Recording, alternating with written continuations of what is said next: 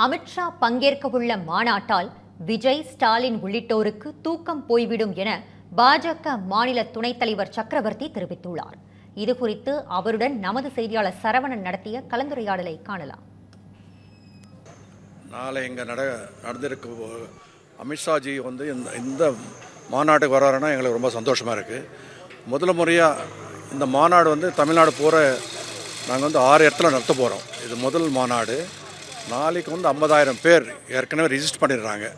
அது 5 பார்லர் அதுக்குள்ளே இருக்கிற மக்களை தான், பூத் கமிட்டி மக்கள் தான் நாளைக்கு வர போகிறாங்க. அது நினச்சாவே எங்களுக்கு பெருமையாக இருக்குது. இத்தனை நாள் தமிழ்நாடு பிஜேபி எங்கே இருக்குது, எந்த இடத்துலையுமே அவங்க இல்லைன்ட்டு நாளைக்கு பார்த்தா தான் மிச்ச பேர் இதெல்லாம் தெரிய போகுது எங்கே இருக்கிறாங்க பிஜேபி. ஒரு 5 பார்லிமெண்ட்டுக்கு இத்தனை பேர் இருக்கிறாங்கன்னா அப்புறம் தமிழ்நாடு பூரா பார்த்தீங்க அப்போ எத்தனை 8 லட்சம் பேர் ஒரு இடத்துல சேர்ந்தால் எப்படி இருக்கும். அதுபோல் இவர் ரஜினிகாந்த் சொல்லுவார்ல, அதிர்து இல்லை, அது போல் அதிர்ந்து தான் இருக்கும். கண்டிப்பாக இது ஒரு தேர்தலுக்கான இன்றைக்கே ஒரு ஃபவுண்டேஷனை போல் இதோட எங்களுக்கு அடுத்தது 26 ஒரு நம்பிக்கையோடு நாங்கள் அதிமுக இருந்து எப்படி ஜெயிக்கணும், எப்படின்ட்டு 220 இடத்துல எப்படி நம்ம ஜெயிக்க முடியும்ன்றது காட்டும். நாளைக்கு அது உறுதிப்படுத்தும். நாளையோட மாநாடு தான் அது கண்டிப்பாக நடக்கும். இது நன்றி, வணக்கம்.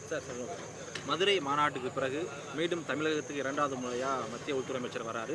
எதிர்பார்ப்புகள் எப்படி இருக்குது? தொண்டர்களோட மனநிலைமை எப்படி இருக்குது? நீங்கள் ஒன்று நினச்சி பாருங்கள். டெல்லி லீடர்ஸ் ஒரு மாநாடு வந்த பிறகு திரும்பி இன்னொரு மாநாடு வரணும். அந்த ஏற்கனவே வந்த மாநாடு எப்படி இருந்தது, அது உற்சாகமாக இருந்தால் தான் இன்னொரு மாநாடு உடனே வருவாங்க. இல்லைன்னா கண்டிப்பாக இல்லை இன்னும் யாரும் கூப்பிடுங்க பேசுங்க, அதுக்கு சந்தோஷம் இல்லைன்னா வரமாட்டாங்க.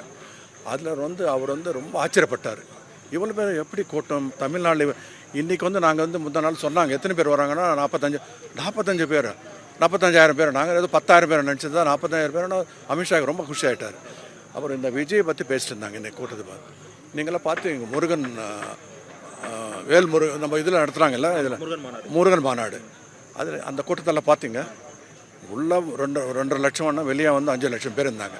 ஸோ இந்த கூட்டத்தை பார்த்துட்டு நம்ம ஜெயிச்சிடலான்ட்டு அது ஒரு பிரமை. அது எனக்கு தெரிஞ்ச வரலும் அது பெருசாக நம்ம ஏற்றிக்கூடாது.